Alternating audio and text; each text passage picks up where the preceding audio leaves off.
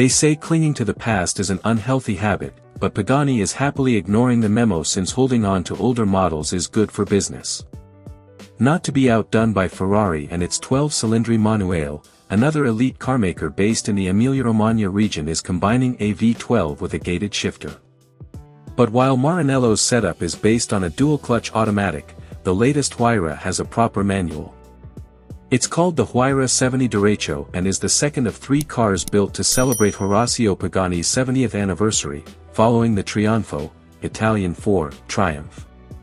The latest member of the seemingly immortal Huayra lineup takes its name from a windstorm packed with severe thunderstorms, a fitting moniker for the drama only a stick-shift V12 hypercar can deliver. Painted in pearl orange with inky blue accents, the one-off tries to freshen up a design that's already 15 years old. Yes, we first saw the Huayra back in 2011.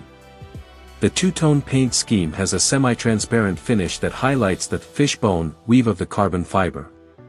Other notable changes over a regular Huayra, as if there is such a thing, include a wider rear wing with integrated split lights and a variety of solid-milled aluminum components anodized in glossy titanium to match the bespoke 20 and 21-inch wheels. Bathed in ceramic white and tricolor blue leather, the interior is just as daring, carrying over some of the pearl orange theme for a striking contrast. The Huayra 70 Derecho has some of the most intricate gauges we've ever seen, and some would argue they're a bit too much. Then again, who are we to argue with the owner's tastes? Of course, the cabin's focal point is the gated shifter linked to a 7-speed manual that sends all 852 horsepower to the rear wheels.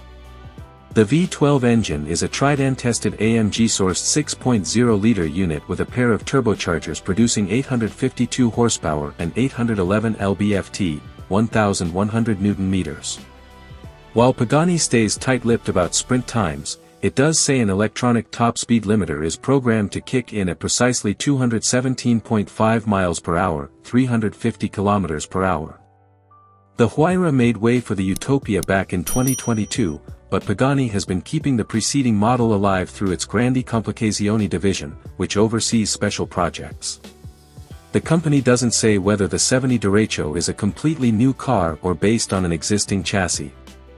The Zonda was the first Pagani to enjoy an unusually long life, debuting in 1999 and still alive in 2026 with the one-off Cervino, which is based on a donor car.